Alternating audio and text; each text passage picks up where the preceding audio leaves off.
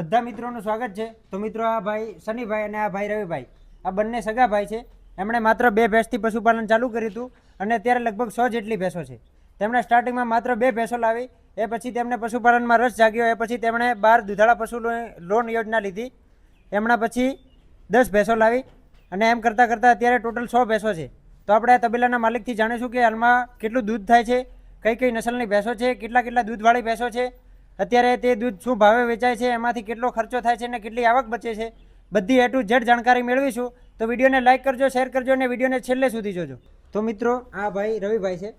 રવિભાઈ, તમે સ્ટાર્ટિંગ કઈ રીતે કરી હતી પશુપાલનની? પશુપાલન આપણે 2 ભેંસોથી પશુપાલન સ્ટાર્ટ કર્યું હતું આપણે, બરાબર। ત્યાર પછી આપણે 10 ભેંસો કરી, 10 પરથી 20 ભેંસો કરી, 20 થી આપણે 50 ભેંસો કરી, 50 પરથી આજે અત્યારે આપણે 100 ભેંસો જેવું આપણી પાસે છે। એટલે સ્ટાર્ટિંગ તમે ડાયરેક્ટ પોતાના પૈસાથી કરી? હા, પહેલા 2 ભેંસો તો લાવ્યા હતા આપણે પોતાના પૈસે, ત્યાર પછી અમે એક વર્ષ જેવું ગયું તો ત્યાર પછી સરકારની જે પેલી 12 દુધાળા પશુવાળી જે સહાય યોજના જે છે લોન પશુવાળી, એ અમે લીધી હતી। તેની અંદરથી પછી ધીમે ધીમે અમે આગળ વધાર્યું હતું। ત્યારે કેટલી સહાય મળી હતી એ ટાઈમે તમને? એની અંદર લગભગ આપણે 3 લાખ રૂપિયા જેવા આપણે શેડના મળ્યા હતા, તેમાં 1.5 લાખ રૂપિયા જેવી સબસિડી આપે છે સરકાર, અને 7 લાખ રૂપિયા જેવા જે કરે તે પશુ ખરીદવા માટે આપણને આપે છે। તેની અંદર 70,000 રૂપિયા સબસિડી મળી। તે કેટલી ભેંસો લાવી હતી તમે તે ટાઈમે લોનમાંથી? તે ટાઈમે આપણે 12 ભેંસો લાવ્યા હતા। 12 ભેંસો લાવ્યા? હા। ક્યાંથી લાવ્યા હતા એ ભેંસો? એ ભેંસો આપણે વાસડા મિલ્ક ડેરી ફાર્મ અનવરભાઈને ત્યાંથી લાવ્યા હતા, બરાબર। 12 ભેંસો લાવી, એ પછી તમે શું કર્યું આગળ? ભેંસો લાવ્યા પછી પહેલા આપણે ત્યાં એક નાનો તબેલો હતો, ત્યાં આપણે ચાલુ કર્યો। ધીમે ધીમે કરીને આપણે ત્યાં 20 પશુ જેવું ચાલતું હતું, પણ ત્યાં જગ્યા નાની પડી આપણને, નાની અંદર આપણને ઇન્ટરેસ્ટ વધારે થયું કે હવે આપણે કંઈક મોટું કરવું છે। તો ત્યાર પછી એક મારું ફાર્મ છે, ત્યાં અમે આવ્યા અને 50 પશુનું અમે શેડ બાંધ્યો। ત્યાર પછી 50 પશુ અહીંયા કરી અમે, ને પછી ધીમે ધીમે વધારતા અમે આગળ ગયા। પહેલા બીજી જગ્યાએ 20 ભેંસનો શેડ હતો? હા। એમાં તમને એમ લાગ્યું કે આપણે પશુપાલન કરવા જેવું છે, એમાં આવક સારી છે? હા। એ પછી તમે આ પશુ વધાર્યા, અહીંયા 50 ભેંસનો શેડ બનાવ્યો અને અત્યારે ટોટલ 100 ભેંસો છે? 100 ભેંસો છે, બરાબર। તો મિત્રો તમે જોઈ શકો છો 20 ભેંસેથી અત્યારે લગભગ 100 જેટલી ભેંસો છે। તો આમ તમારી પાસે આ બધી કઈ નસલની ભેંસો છે?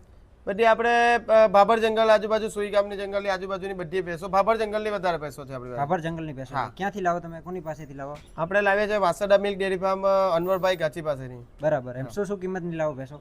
ભેંસો આપણે લાખ આજુબાજુની બધી ભેંસો લાવીએ છીએ, લાખ ઉપર લાખ આજુબાજુની બધી ભેંસો લાવીએ છીએ, પણ ભેંસમાં આપણને 7-8 લીટર દૂધનું એ મળે છે રિઝલ્ટ। બરાબર। એટલે એ બધી ભેંસો એવરેજ 7-8 લીટર? હા। હાઈએસ્ટ આપણી પાસે 9 લીટરની પણ ભેંસ છે અત્યારે હાલમાં। હાઈએસ્ટ 9 લીટર દૂધની પણ છે? અને અત્યારે શું રાસ પડતી હશે એમાં બધી ભેંસોની, 100 ભેંસની?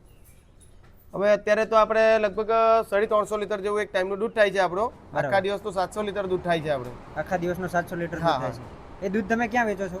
દૂધ આપણું જાય છે અંકલેશ્વરમાં, એક પ્રાઇવેટ ડેરી છે, ત્યાં આપીએ છીએ આપણે। પ્રાઇવેટ ડેરીમાં આપો છો? અહીંયા છૂટક નથી વેચતા? ના, છૂટક નથી વેચતા, બધું બંદૂકો 700 લીટર? હા, બધું એક જ જગ્યાએ પ્રાઇવેટ। એ શું ભાવ આપે છે તમને? 70 રૂપિયા ભાવ આપણને એ આપે છે। 70 રૂપિયા ભાવ આપે છે? હા। એટલે આમ રૂપિયામાં કેટલા રૂપિયાનું થતું હશે દૂધ? આપણું 49,000 આજુબાજુ જેવું દૂધ થાય છે પર ડેનું।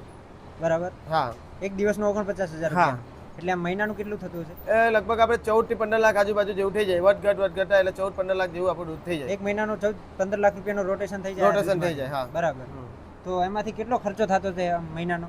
મહિનાનો આપણો રોજનો 30,000 આજુબાજુ જેવો ખર્ચો, 10 લાખ રૂપિયા જેવો આપણો ખર્ચો થઈ જાય। એક દિવસનો 30,000 રૂપિયા જેવો? હા, 30-35 જેવો ખર્ચો કરો। આમ શું ખવારો છો તમે ભેંસોને? ભેંસોમાં આપણે ચારાની અંદર આપણે નેપિયર ઘાસ ખવડાવીએ છીએ, બરાબર, ને 50% નેપિયર લીલું અને 50% સૂકું ખવડાવીએ છીએ આપણે। 50% લીલું અને 50% સૂકું ખવડાવીએ છીએ। તે કેટલા રૂપિયાનું થતું છે એ ઘાસ ખાલી? એ ઘાસ આપણું પર ડે નું 3 ટન જેવું લીલો ચારો થાય છે આપણો, બરાબર। 9-10 હજાર રૂપિયા જેવો એનો લીલો ચારાનો થાય છે આપણે, સૂકું અલગ। તો તમે આ બધી ભેંસોને ખાણદાણમાં શું આપો છો? ખાંડની અંદર આપણે મિક્સ દાણ આપીએ છીએ, મકાઈનો ખોળ આપીએ છીએ અને બિયરનું જે એ આવે છે દાણ એ આપીએ છીએ આપણે। બધું વેચાતું? હા, બધું વેચાતું। ઘાસ ચારો પણ બધો વેચાતો લાવીએ છીએ આપણે। હા। એમ તમારી પાસે જમીન કેટલી છે ટોટલ? ટોટલ આપણી પાસે 80 વીઘા જેવી જમીન છે આપણી ટોટલ, પણ અમે ચારો બધો વેચાતો લાવીએ છીએ। હા, કેમ કે લેબરની અંદર આપણને પહોંચી નહીં વળાય એટલા માટે ચારામાં। હા। એટલે આ તબેલામાં લેબર કેટલા માણસો કામ કરતા છે? લેબર આપણી પાસે 6 માણસો કામ કરે છે। 6 માણસો છે? એમનો ખર્ચો અલગ કે 30,000 માં આવી ગયો? નહીં, બધું આવી ગયું એ લોકોને, બધું આવી ગયું। હા। આમ કેટલો પગાર ચૂકવતા હશો લેબરને તમે? લેબરનો આપણો થાય છે 1,22,000 આજુબાજુ જેવો પગાર થાય છે ટોટલ મહિનાનો? હા। 1,22,000 રૂપિયા જેવો પગાર થાય છે? હા। તો રવિભાઈ, આ ડેરી ફાર્મનું મેનેજમેન્ટ કોણ કરે છે? ડેરી ફાર્મનું મેનેજમેન્ટ મારા મોટા ભાઈ છે, એ કરે છે, શનિભાઈ। હા, બરાબર। અને આ ભેંસોની ખરીદી ને બધું? ખરીદી કરવા માટે હું અને મારા ફાધર અમે 2 જણા ગઈએ। બરાબર। તમે ભેંસો ખરીદવા જાવ ત્યારે કઈ કઈ બાબતોનું આમ ધ્યાન રાખો છો? કોઈ નવા પશુપાલકને ભેંસો ખરીદવી હોય અને તબેલો સ્ટાર્ટ કરવો હોય તો એ કઈ ભેંસો લેવી જોઈએ અને કઈ રીતે સ્ટાર્ટ કરવું જોઈએ? ભેંસોમાં સ્ટાર્ટ કરવા માટે એવું છે કે કોઈ પશુપાલન જાણે કે 20 ભેંસોનો ડેરી ફાર્મ બનાવે છે બરાબર. તો એ લોકોએ બધી સાથે 20 ભેંસો બાંધવી નહીં જોઈએ. નહીં જોઈએ. 5 ભેંસો કરીને એ લોકોએ સ્ટેપ બાય સ્ટેપ પહેલા 5 ભેંસો લાવવાની, પછી 1 મહિનો 2 મહિના પછી પાછી બીજી 5 એવી સ્ટેપ બાય સ્ટેપ કરીને 20 ભેંસો કરવી જોઈએ. સાથે બધી ભેંસો 20 ભેંસો જો કરવા જશે તો પછી બધી ભેંસો સાથે ઉડી જાય, બાકડી થઈ જાય પછી. હા, મેનેજ નહીં થાય એમાં 20 ભેંસોનું એમ. એટલે સ્ટાર્ટિંગમાં માત્ર 5 ભેંસો લાવી. હા હા. બરાબર. પછી ધીમે ધીમે તમારે એની અંદર આગળ વધારે જવું હોય તો પછી કેવું કે મેનેજમેન્ટ મેઇન તમારે રાખવાનું છે. ચારો પાણી ને ટાઈમ ટુ ટાઈમ એને કમ્પ્લીટ એ કરવું પડે. મેન મેનેજમેન્ટ રાખો. હા, મેઇન મેનેજમેન્ટ છે તમારે. એટલે ભેંસો લેવા જાવ તો એટલું ધ્યાન રાખવાનું, 2 ટાઈમ મિલ્કિંગ કરાવવાનું ફરજિયાત. બરાબર. ને ત્યાર પછી કેવું કે ભેંસોના આચર ને પગ એના પરફેક્ટ હોય તો ભેંસો આપણે ખરીદી કરવાનું વધારે રાખીએ. ખરીદી કરો. તો રવિભાઈ આ તમે આ બધી ભેંસોને ચારો કેટલી વખત નાખો છો દિવસમાં? આપણે દિવસમાં 2 જ વખત ચારો નાખવાનો હોય. ખાલી 2 આખો દિવસ ચારો નાખ કરો તમે તો ભેંસોને વાગળવાનો ટાઈમ નહીં મળે, એટલે ભેંસો પૂરતું દૂધ તમને આપે નહીં. બરાબર. એટલે તમે એને 2 ટાઈમ ચારો આપવો જોઈએ આપણે એને. આપવો જોઈએ. અને 2 ટાઈમ ચારો આપો એટલે એને વાગોળવાનો ટાઈમ વધારે મળે. હા હા, એનાથી દૂધ વધારે કાઢે. દૂધ વધારે આવે. હા, નકા વધારે ચારો આપો તો ખાલી પોટલા. હા, બસ હા. એ તો તમે આ છાણમાં બધી જાય. ભેંસોનું છાણ ક્યાં આપો? છાણ આપણે જે છાણ અમુક જે આપણે સ્ટોરેજ કરીએ છીએ ઘર માટે, બરાબર. તે આપણા ઘરના ખેતરોમાં આપીએ છીએ. બરાબર. ને બીજું એક ટ્રોલી જે ભરાઈ છે આપણી, તો 2 દિવસે એક ટ્રોલી આપણી 5 ટનની ટ્રોલી ભરાઈ છે. 2 દિવસે તે આપણે કંપની જે સીએનજી ગેસ બનાવે છે એમાં ત્યાં આપણે આપીએ છીએ. ત્યાં ગેસની કંપનીમાં આપો? હા હા. શું ભાવે આપો છો? એ 500 રૂપિયા ટન પ્રમાણે આપણે આપીએ છીએ ને. 500 રૂપિયા ટન. ટન? હા. એટલે એક ટ્રોલી એક કેટલા ટ્રોલી ટનની આપણી હશે? 2500 રૂપિયાની જેવી થઈ જાય 2 2500 દિવસ. રૂપિયા જેવી થઈ જાય. હા. આમ મહિનાની કેટલી ટ્રોલી થતી હશે ટોટલ? આપણે ટોટલ 15 ટ્રોલી જેવી થઈ જાય મહિનાની આપણી. મહિનાની 15 હા, ટ્રોલી. 35 થી 40 હજાર જેવું આપણું ગોબર એ થઈ ગોબર જાય. વેચાઈ જાય. હા. ને બીજું એક્સ્ટ્રા આપણો ઘરનું માટે સ્ટોક કરીએ તે અલગ. તો મિત્રો તમે જોઈ શકો છો આ 90 થી 100 ભેંસો છે, એમાંથી 35 થી 40 હજાર રૂપિયાનું ગોબર પૈસાથી વેચાય છે અને બીજું અહીંયા ખેતીમાં ઉપયોગ કરવામાં આવે છે. તો તમે આને પાણીની સુવિધા કઈ રીતે બનાવેલી છે? આપણે પાણીની સુવિધા ડાયરેક્ટ આપણે ગબરની અંદર જ આપીએ છીએ. આપણે રાત્રે 2 વાગે ચારો નાખવાનો, બપોરે 2 વાગે ચારો નાખવાનો. બરાબર. ચારો નાખ્યા પછી તમારે એની અંદર આપણે ખાંડ દાળ નાખીને મિલ્કિંગ કરવાનું. મિલ્કિંગ કર્યા પછી સાંજે 5 વાગે પાછું પાણી ભરાઈ જાય એની અંદર. બરાબર. તો સવારે 2 વાગ્યા સુધી આ લોકો જ્યારે ઉઠે છે દૂધ દોવા માટે, મિલ્કિંગ કરવા માટે, ત્યારે પાછું પાણી ખાલી કરીને ચારો નાખી દેવાનો. પૂરતું વધારે પડતું અમારે 2 થી 3 કલાક ખાલી ભેંસોને ચારા માટેની અંદર એ મળે છે. બરાબર. બાકી બધું અમે પાણી જ રાખીએ છીએ આખું. બાકી મોસ્ટ ઓફ પાણી હા, પીવે એટલે આખો દિવસ ને પાણી નાખીએ છીએ. તરસ જ્યારે લાગે એને ત્યારે તરસ લાગે ને ઉનાળામાં તો ખાસ પશુપાલકને એટલું એ કેવું કે પાણી વધારે પડતું ભેંસોને આપવું જોઈએ. બરાબર. હા અને ભેંસોને ટાઈમ ટુ ટાઈમ નવરાવવી જોઈએ થોડી. હા, 2 ટાઈમ નવડાવવી જોઈએ 2 ટાઈમ ભેંસોને. નવડાવવી હા, 2 ટાઈમ અને નવડાવવી આપણે. તબેલાની એમ સાફ સફાઈ રાખવી હા, તબેલાની સાફ સફાઈ. બરાબર. તો તમે અત્યારે ગરમીમાં ભેંસો માટે કઈ નવો જુગાડ કર્યો છે? હા, ભેંસો માટે અત્યારે એક નવું લાવ્યો છું, ફોગર લાવ્યો છું ભેંસો માટે. આમ તો 2 ટાઈમ અમે અત્યારે નવડાવીએ તો છે જ, બરાબર. પણ કેવું છે કે ગરમીની અંદર તાપ લાગે કે એવું થાય એના માટે હું અત્યારે ફોગર સિસ્ટમ લગાવું છું. 2 દિવસમાં ફોગર સિસ્ટમ લગે છે. ફોગર લાવી દીધેલા છે, ખાલી લગાવવાના? હા, લગાવવાના બાકી છે ખાલી. બરાબર. હા. બધે સળંગ લગાવશો ફોગર? હા, સળંગ આખા તબેલામાં સળંગ.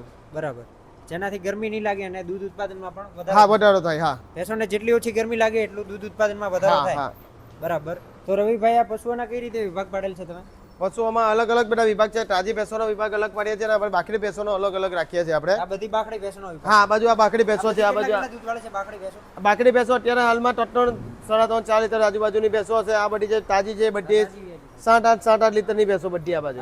આમ કેટલા ટાઈમ સુધી ભેંસો દુવાલતી હશે તમે જે ભાભરમાંથી લાવો છો? ભાભરથી જે ભેંસો આપણે લાવીએ છીએ તો લગભગ મિનિમમ તમારી ગમે ભેંસો હોય તો 15 થી 16 મહિના તો આરામથી ભેંસો દૂધ આપે 15 થી છે. 16 મહિના? હા, 15 થી 16 લગભગ બંને નસલની પણ ભેંસો દુવા નથી આપતી. હા હા. ટાઈમ તો આપણે તો અત્યારે હાલમાં એવી ભેંસો છે 1.5-2 વર્ષ માટેની પણ ભેંસો છે આપણી પાસે. અત્યારે હાલમાં 5 લીટર દૂધ છે એનું તૈયાર. અને અત્યારે પણ 5-5 લીટર દૂધ. હા હા હા. તો મિત્રો તમે જોઈ શકો છો આ વાવ ભાભર જંગલની ભેંસો 1.5 વર્ષ સુધી દૂધ દોવા આપે છે.